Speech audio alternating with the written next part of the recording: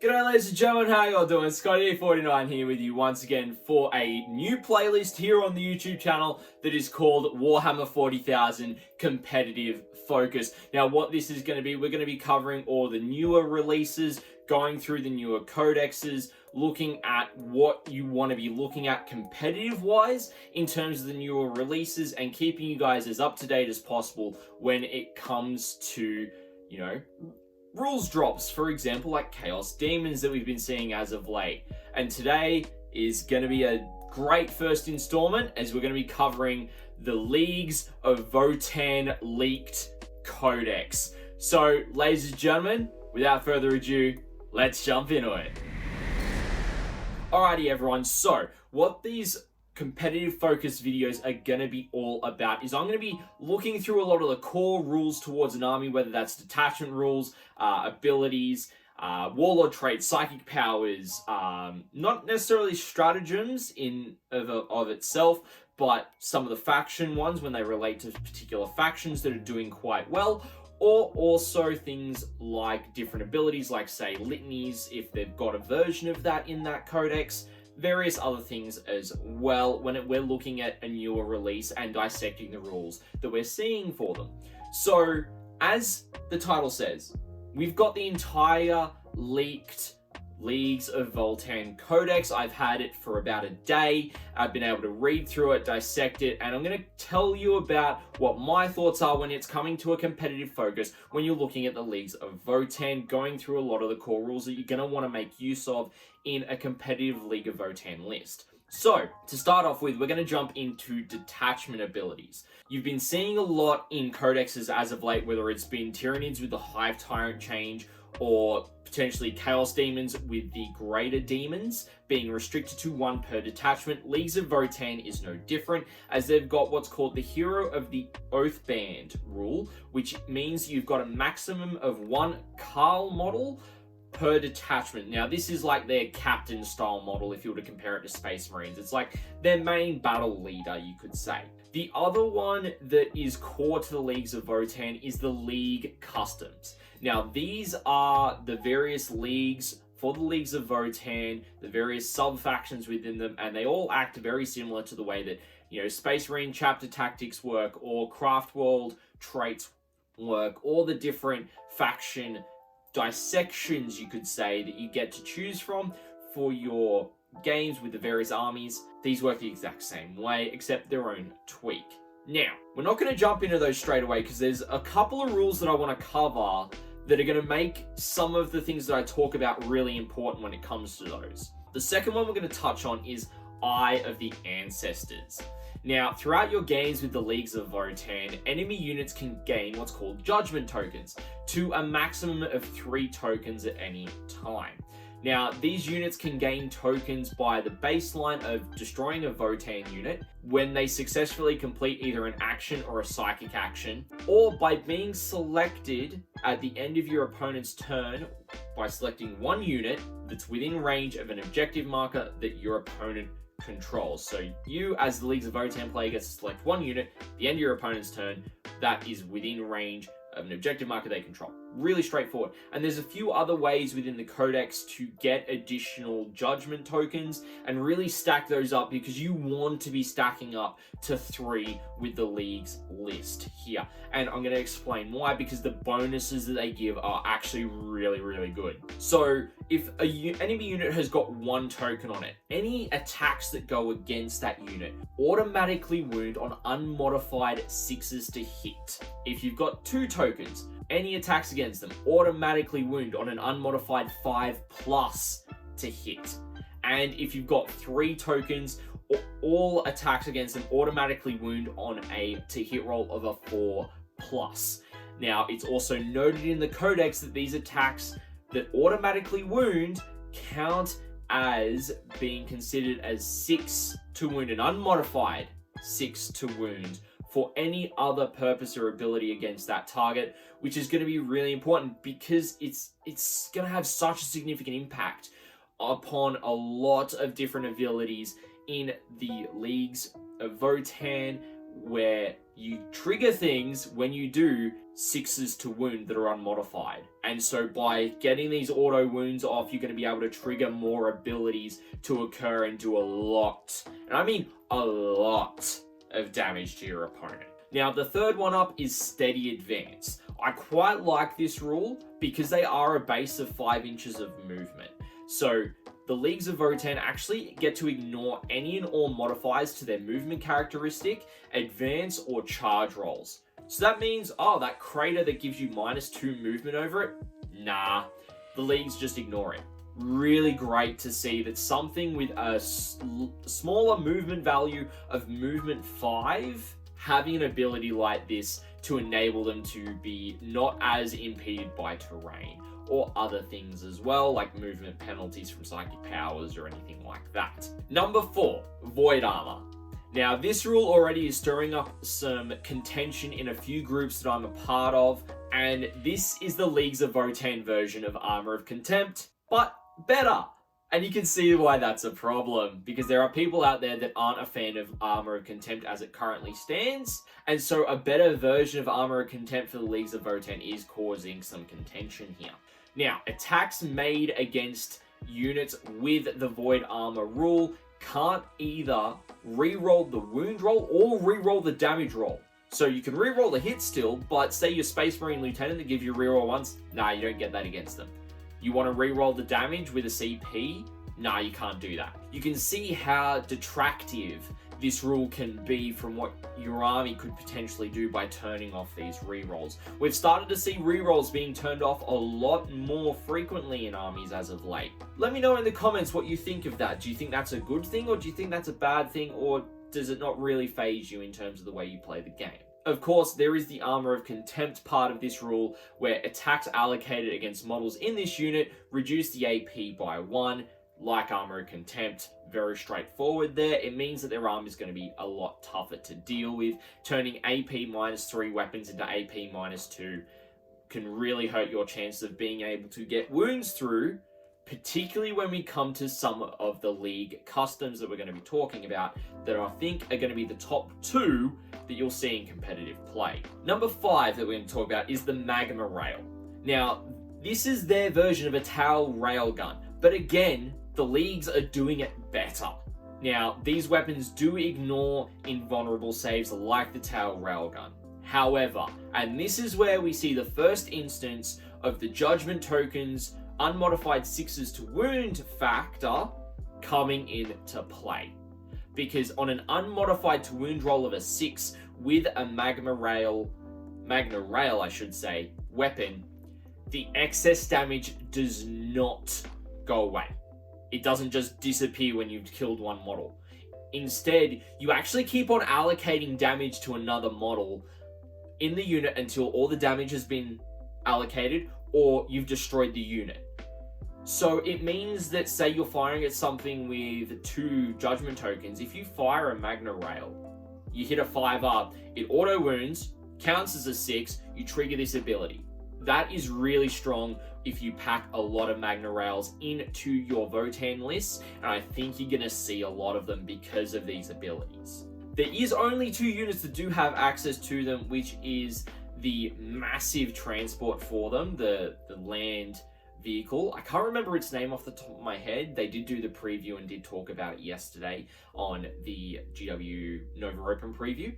As well as the troop unit for the army does have access to it as well. So those are the 2 units that you can get it on, and you might be seeing it taken as much as possible with those 2 units in an army for them. Number 6, and this is where we get into the League customs. Now, I'm only going to be talking about 2 of the more notable League customs that I believe you're going to see the most of in competitive Warhammer 40,000 events and gameplay. And each League comes with 2 traits, with an Ancestral Judgment ability, a Warlord trait, a relic, and a stratagem, much like a lot of other factions in the game currently, as we've seen with Tyranids, with Craftworld Eldar, with Genestealer Cult, all those kind of ones where you get a sub-faction, it gets a relic, Warlord trait, and stratagem to go along with it. The 2 that stand out are the Greater Thrunian League, and I hope I pronounced that right, and the Ymir Conglomerate. These two, keep your eye on them because they are really strong and you can build into them really well. Now, the Greater Thurian League. Now, every model counts as 2 models when determining how many models are on an objective, and if that model has got 10 or more wounds, it counts as 5 models. So you can see why this one's pretty good when you're doubling the amount of models that is on an objective that's got objective secured. For example, you've got a unit of 10 Halfkin, you've now got technically a unit of 20 on there. Really hard to shift. The next one is that you get to reroll 1 to hit or to wound roll when making either shooting or melee attacks. Now, this can be somewhat important. You know, we see something very similar with some of the other factions in the game, like Salamanders. But that being said, this isn't the main focus of this ability. The first one there, having the double the models for OBSEC and other units in general is really important.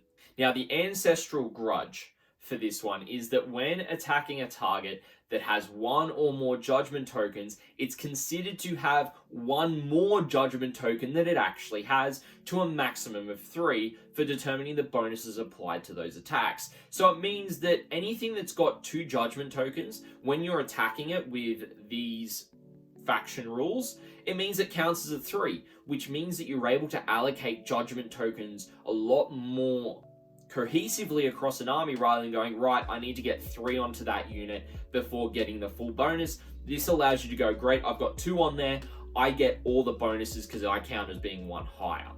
Really, really strong in my opinion, playing to that ability and making great use of it. The Warlord trait is Pragmatic Wisdom. Now, this one is, you've seen in many other factions, it's your CP refund Warlord trait.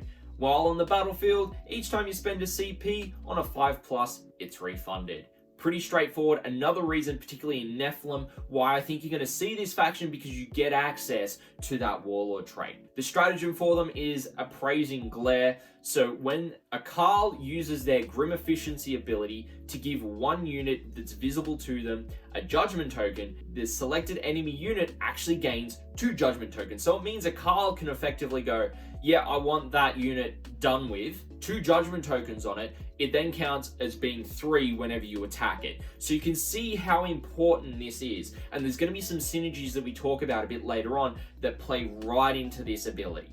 And you're going to be able to throw out a lot, and I mean a lot, of judgment tokens really quickly. The relic here is Corvix Cuirass, and it's a 4-up invulnerable save with an additional AP reduction of -1 that also stacks with the Void Armor ability.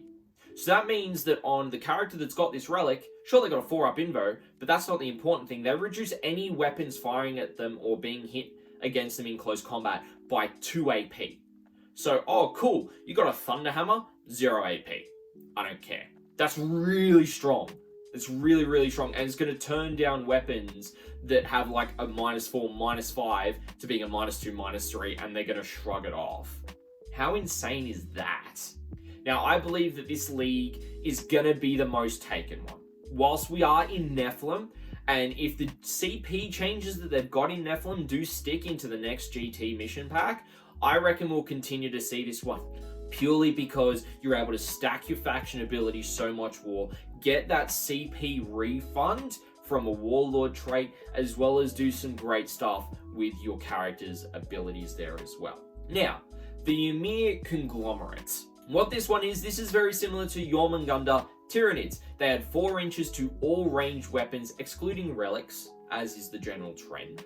So increases your firepower distance, which is really nice. However, that's not the core part of this one that is the spice. The spice is that models gain a 4-up invulnerable save if they have a 2+ armor save. Otherwise, they get a 5-up invulnerable save. So it's like, and you get invulnerable saves, and you get invulnerable saves, and you get invulnerable saves. Invulnerable saves to everybody! How insane is that to have an army full of invulnerable saves that you get like, okay, I'm going to shoot you with a -3 AP weapon, you've got a 3-up save. Yeah, cool, I'm 5-up save anyway with an invuln.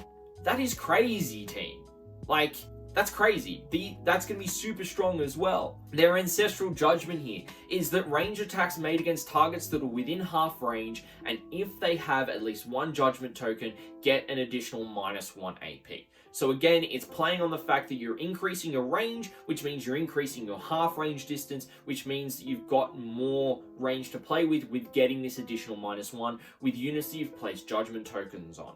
Again, really nice and synergistic rule with the Judgment Tokens ability. The Warlord trait for this one is Guild Connections, +1 damage to all of this Warlord's weapons, excluding relics. So it really means that you're probably not going to take a weapon relic on someone that you're wanting to put this Warlord trait on. The stratagem is Pulse Beam Discharge. Now, using this in the shooting phase, when a Ymir unit is selected to shoot, select one model in that unit and select one beam weapon, because beam weapons are a thing for this army. We're not going to cover it in this video, but I would have covered it previously in a stream. It pretty much means that once you hit one unit, it then keeps on going to units that are behind it until you either fail to hit or you get through to your range in a single line. It's really interesting. It's interesting to see them bring it back.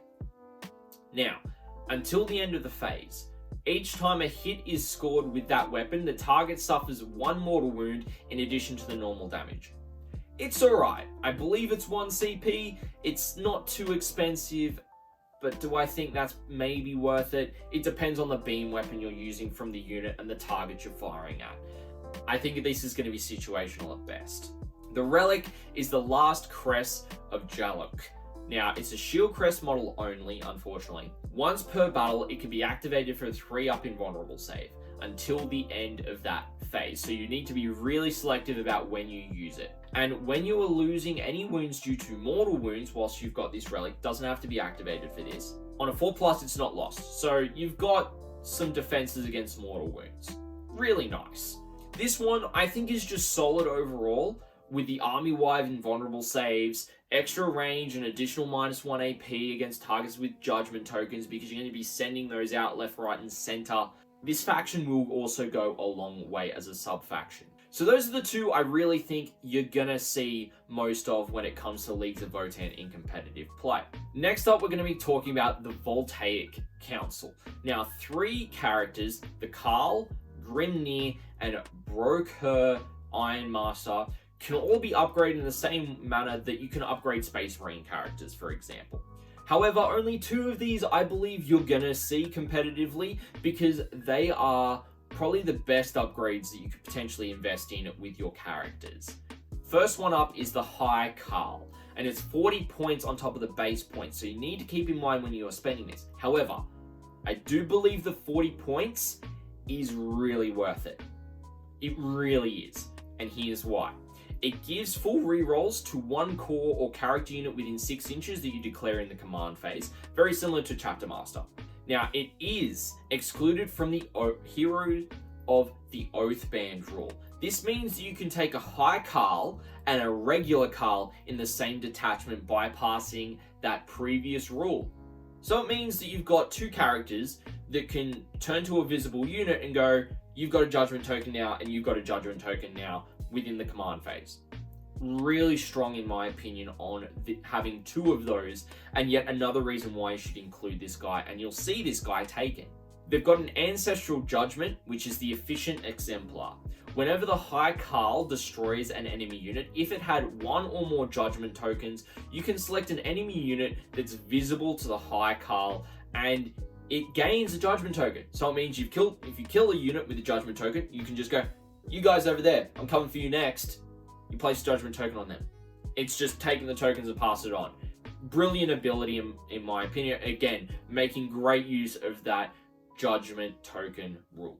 The Warlord trait here is something that I really like as well. It's called the Experienced Eye, and in your command phase, the Warlord can use their Grim Efficiency, so the one where they go in the command phase, they look at a unit and pick a unit to just take a judgment token. They can use this ability 1 additional time, but only against a unit that hasn't been selected already for this ability that phase. So you go back, you go to the one where you get 2 tokens, so it's a stratagem. So you go, okay, cool, I'm going to use that strat with the High Karl Warlord trait. Great, so I'm going to put it on 2 on that one, 1 on that one, for example. Or if you wanted to do some other stuff, you could really make great use of this ability and stacking those judgment tokens really nice and quickly. Overall, I see this being taken in almost every Votann list, because the Warlord trait, being able to dish out judgment tokens, as many as possible to buff your army, is really important, because by doing so, you're being able to go, okay, cool, do it one additional time. So I'm going to pump out 1 there, 1 there. You take the one where you count as having 1 more in terms of the league, so the first custom we talked about, great, 2 units already count as being at 2, top of turn 1. Really strong. Really strong. I like it. Now, the next one is the Lord Grimnir. So with the Lord Grimnir, I really like this upgrade, because I like the Grimnirs in general. The psychic powers that they get are great as well. And this upgrade for them actually isn't too expensive. It's only 25 points, which I think is worth it, in my opinion. Now, they can manifest 1 additional psychic power in each of their turns, and they get +1 to their psychic tests for their psychic powers if an enemy unit within 18 inches of them has 1 or more judgment tokens. So again, you're getting more bonuses because your enemy units that you're facing have got those judgment tokens on them. Again, you want to dish out as many judgment tokens as possible. The Warlord trait for them is Ancestral Power. It's a 6-inch range bonus to all of their psychic powers manifested by this Warlord from their discipline, not smite. So it means that you're going to be able to reach out further with things that you're wanting to do with these psychic powers. Again, this is a really strong upgrade for the Grimnir, and I reckon this is going to be the 3rd HQ choice you see in 2,000 point armies in a battalion. I think you're going to see a high Carl, a Carl, and a Lord Grimnir. That's just what I think you're going to see in standard battalions, and they're going to be really effective and cause a lot of dramas. Next up, we come to Warlord traits. Now, there are a couple of Warlord traits here that I think are worth discussing. The first one is number 1, Ancestral Bearing. Now, I like any rules or abilities that give you an increase to your ability range or aura range, so naturally I went with this one. It's +3 inches to your Warlord's ability being used in the command phase, and auras to a maximum of 12 inches. So it means that if you've got 6-inch abilities or 6-inch auras, they could become 9 inches. It means that you're able to spread out a bit more, get a bit more board control without having to worry to maintain aura coherency. The next one is we're looking at number 4, which is Guild Affiliate. It allows you to select 1 core unit within 6 inches of the Warlord. During the command phase, they gain objective secured, and if they already have it, they count as 1 additional model when determining the purposes of the number of models on an objective. Really strong. It only lasts for the turn, but I think that is a great ability to also make use of as a Warlord trait. And then number 5 out of the Warlord traits is Unrelenting Toil. It's an aura, and whilst friendly units are within 6 inches of this Warlord, they can perform an action and still shoot without failing that action. Again, really strong to see there as well. Now, we've finally gotten to the Skeen-Rort discipline, as it's called, for the psychic powers that the Grimnirs have. So there are several strong psychic powers that just stand out to me straight away, that I believe some of these are just going to be a straight up auto take. There are 2 that I think are going to be auto take that you're going to see, and they're going to be really strong to really improve the amount of damage and the amount of abilities you're able to pump out as a League of Votann player. The first one that I think is an absolute auto take is number 1, Interface Echo. It's a Warp Charge 5 psychic power that's a blessing. You gain 1 command point. In Nephilim, who doesn't love command point generation? And it doesn't stop you from refunding a CP from another source. So it means that you can gain a CP in your command phase, you go to spend 1 in your shooting phase, you can refund it there as well. And so you've actually gained 2 command points this turn. Sure, you've spent 1, but you've gained that back, so you really haven't spent it. It's brilliant. I think this one's going to be an auto take. The next auto take one is number 5, which is Null Vortex. It's a Warp Charge 8 power that's a malediction. And this is where the Lord Grimnir ability comes in clutch. You select 1 enemy unit within 12 inches. So it's going to be 18 inches if it's a Lord Grimnir. Until your next psychic phase, models in that unit can't use invulnerable saves. That to me is an auto take with the Lord Grimnir. Hands down. Like, I don't care how many points that is an auto take to turn off invulnerable saves for a unit. And then number 6, this is the third one that I think is worthy of considering if you have the ability to take additional powers, is Crushing Contempt, which is a warp charge 6 value. You select one enemy unit that's within 18 inches, so it could be up to 24 inches with a Lord Grimnir, and you roll 3d6. And you've got 2 things you need to check here. If the result is greater or equal to the unit's leadership, until the start of your next psychic phase, they can't perform actions, and if they're already starting to perform one or in the process of performing one, immediately fails. Really strong there to stop actions, and it's the first kind of couple of psychic powers we're starting to see that interact with things like this. The second part is if the result is greater than the unit's leadership value, so it has to be greater than for this one, not just equal to. Until the start of your next psychic phase, each time they make an attack, it is at -1 to hit. Now, of course, you can't stack multiple -1 to hit sources, so you can't cast this, you can only cast this once in psychic phase anyway, but if you've got another ability that gives -1 to hit against the unit, this power is not going to be the greatest against you for making use to your opponent to stop them hitting you, or maybe there's a couple of units you want to do that with, that's when this will come in clutch.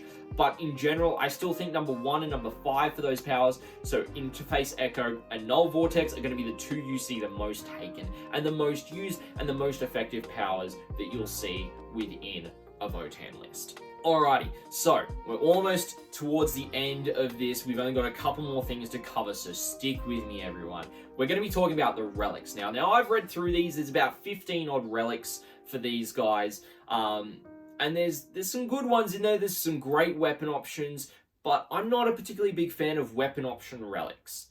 But you can still use them to build some brutal combination for your characters, whether that's range damage or close combat damage. But the ones that I've chosen, I think, are going to be much better used with some of the customs we've talked about, as well as some of the other rules that we've already discussed. The first one is Actol's Fortress. It's a shield crest model only. At the start of the fight phase, select one enemy unit within 3 inches of the bearer. It can't fight until all eligible units from your army have done so this phase. It's effectively a fight's last relic, which is crazy to see for them, because you charge in and it's like, cool, next round of combat, you fight last, so we're fighting before you again anyway. It's brilliant. I like that. I like that on a relic. It means it's a very crucial piece that you have to position as best as you can. The next one is the Murmuring Stave, and this is a Grimnir model only. But I still like this relic, and I think you'll see this one taken the most, because it enables the Grimnir to know one additional psychic power from the Skinwrought discipline, and if it attempts a psychic action, it can still manifest one psychic power. So it means that you go to do a psychic action, you still get to cast that null psychic power, the one that turns off invos, or you can still get your command point back. I think that's a great relic, and I think that's probably an auto take in my opinion. The Thykerite Plate. Now this one can't be taken on a model with exo armor, but it's +1 to armor saves and +1 wound. Again, really great to see that buffing. Of course, the exo armor, I believe, gives you a 2-up save, so that's why you can't get it on there, because then you can't do anything to them. So giving it to a regular model that needs that +1 to armor save is really strong. And the last relic we're going to talk about is the Grey Crest, which is for a shield crest model only. If the bearer is a character, attacks made against them are at a -1 to hit. Flat. Doesn't matter whether they're ranged or melee, they're at -1 to hit. However, if it's not a character, each attack from more than 12 inches away is at -1 to hit. So that's where the differentiation is. So if you put this on a character, you get the full benefit of being -1 to hit in shooting in close combat, whereas if it's on someone that's not a character, it means that they're only getting the -1 from ranged attacks outside of 12 inches.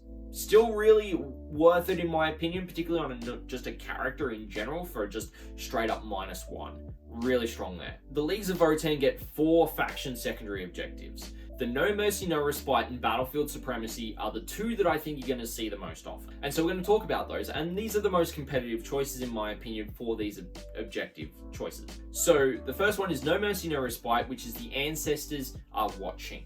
So at the end of each phase, you score 2 victory points if one or more enemy units that had 1 or more judgment tokens on them was destroyed by a Votann unit from your army during that phase. You also score 1 additional victory point if it had 3 or more judgment tokens. I don't know why they put more there, because you technically count as only being able to put 3 on there from the judgment tokens rule. I don't understand that. Weird wording. Anyway, at the end of the battle, reduce the number of victory points you have earned from this secondary by 1 to a minimum of 0 for each unit that is on the battlefield or embarked within a transport that it is itself is still on the battlefield that has 1 or more judgment tokens on it. So it means that if you fail to kill units with judgment tokens on them, you lose the victory points. You lose 1 per unit, but you gain 2 per unit for destroying them.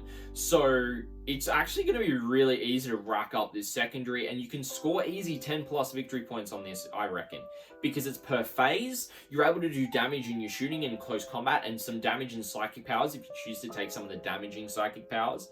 Going to be really strong, and you'll see this taken quite often. The next one is the Battlefield Supremacy, which is Lay Claim. Now, this one's an interesting one. We've started to see these style of secondary objectives come into the game, which is, if selected, your opponent places 3 objective markers during the Resolve pre-battle ability step during the deployment. These must be placed on ground level, outside of 6 inches of your opponent's deployment zone, as well as being 6 inches away from any board edge, and outside of 9 inches of each other. So it means that you have to be playing a regular size, probably 2,000 point game. I still reckon you're going to see this, because if you can't actually set up all 3 objectives on the battlefield, one of them doesn't get set up, you set up 2, brilliant. But you have to try and get all 3 set up, if at all possible. It's only when it's impossible that you lose one of them. At the end of the battle, you get 5 victory points for each of these objectives that you control. Straightforward, they're in no man's land. You don't have to press into your opponent's deployment zone, and your opponent's probably going to place them in their territory anyway. But I reckon this is still probably going to be the second best one you're going to see for Leagues of Votann to be taking in competitive style games. Overall, I believe that the Leagues of Votann, whilst they might be small in the variety of units that they've got currently, and they seem actually very strong on paper, in my opinion. Sure, we'll have to wait and see how they go on the table, but I reckon they'll be as strong as we think they are on paper. Now, if there's anything that you've seen in the leaked Codex, if you've seen it, that you think I've missed, and you think something that is absolutely amazing for them, let me know down in the comments. I'd love to hear your thoughts as to what you think is going to be really good for the Leagues of Votann list. But ladies and gentlemen, that's going to be it there.